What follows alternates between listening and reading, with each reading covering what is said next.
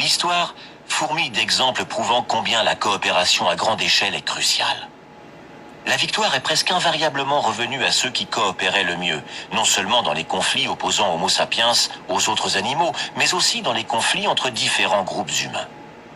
Si Rome a conquis la Grèce, ce n'est pas que les Romains avaient de plus gros cerveaux ou de meilleures techniques d'outillage, mais parce qu'ils coopéraient plus efficacement.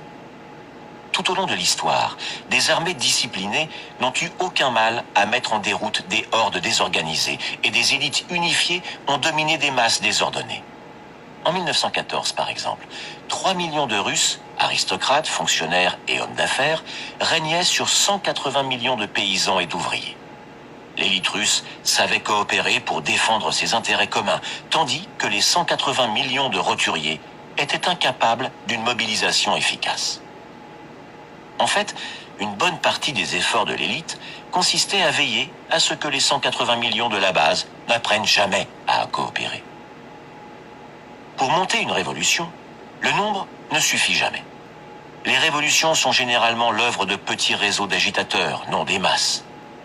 Si vous voulez lancer une révolution, ne vous demandez pas combien de gens soutiennent mes idées, mais plutôt, parmi mes partisans, combien sont capables de coopérer efficacement.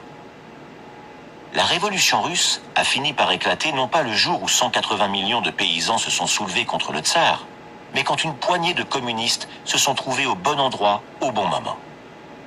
Début 1917, alors que l'aristocratie et la bourgeoisie russe comptaient au moins 3 millions de personnes, la fraction bolchevique de Lénine, qui deviendrait le Parti communiste, ne dépassait pas les 23 000 militants.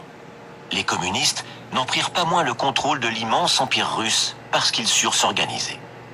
Quand l'autorité échappa aux mains décrépites du tsar et à celles tout aussi tremblantes du gouvernement provisoire de Kerensky, les communistes s'en saisirent sans attendre, s'emparant des rênes du pouvoir tel un bulldog qui referme ses crocs sur un os. Les communistes ne devaient relâcher leur emprise qu'à la fin des années 1980. L'efficacité de leur organisation leur permit de conserver le pouvoir plus de 7 longues décennies, et s'ils finirent par tomber, ce fut en raison de leur organisation défaillante. Le 21 décembre 1989, Nicolae Ceausescu, le dictateur roumain, organisa une grande manifestation de soutien au centre de Bucarest. Au cours des mois précédents, l'Union soviétique avait retiré son soutien au régime communiste d'Europe de l'Est. Le mur de Berlin était tombé et des révolutions avaient balayé la Pologne, l'Allemagne de l'Est, la Hongrie, la Bulgarie et la Tchécoslovaquie.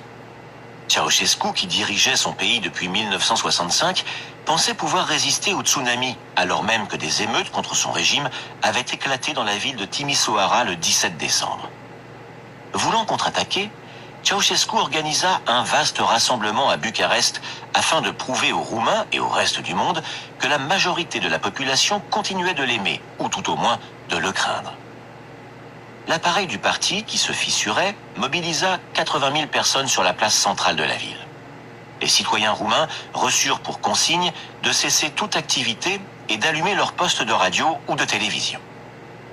Sous les vivates d'une foule apparemment enthousiaste, Ceausescu se présenta au balcon dominant la place, comme il l'avait fait à maintes reprises au cours des précédentes décennies. Flanqué de son épouse Elena, de dirigeants du parti et d'une bande de gardes du corps, il se mit à prononcer un de ces discours monotones qui était sa marque de fabrique, regardant d'un air très satisfait la foule qui applaudissait mécaniquement. Puis, quelque chose dérapa. Vous pouvez le voir sur YouTube. Il vous suffit de taper Ceausescu, dernier discours, et de regarder l'histoire en action. La vidéo YouTube montre Ceausescu qui commence une énième longue phrase. Je tiens à remercier les initiateurs et organisateurs de ce grand événement à Bucarest, y voyant un... Puis il se tait, les yeux grands ouverts, et se fige, incrédule. Dans cette fraction de seconde, on assiste à l'effondrement de tout un monde. Dans le public, quelqu'un a hué. On débat encore aujourd'hui de l'identité de celui qui le premier a osé huer. Puis une autre personne a fait de même, puis une autre, et encore une autre. Quelques secondes plus tard, la masse se mit à siffler, crier des injures et scander « Timisoara! Timisoara !» Tout cela se produisit en direct à la télévision roumaine, sous les yeux des 3/4 de la population, scotchée au petit écran, le cœur battant la chamade.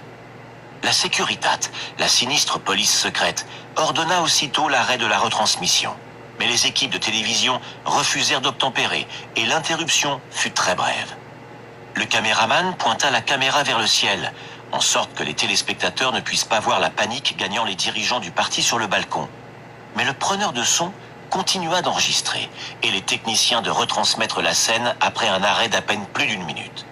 La foule continuait à huer et Ceausescu a crié « Hello, hello, hello », comme si le problème venait du micro.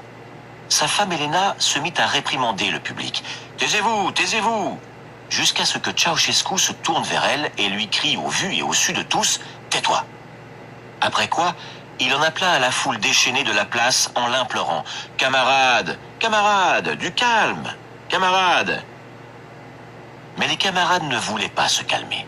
La Roumanie communiste s'effondra quand 80 000 personnes sur la place centrale de Bucarest comprirent qu'elles étaient beaucoup plus fortes que le vieil homme à la toque de fourrure sur le balcon.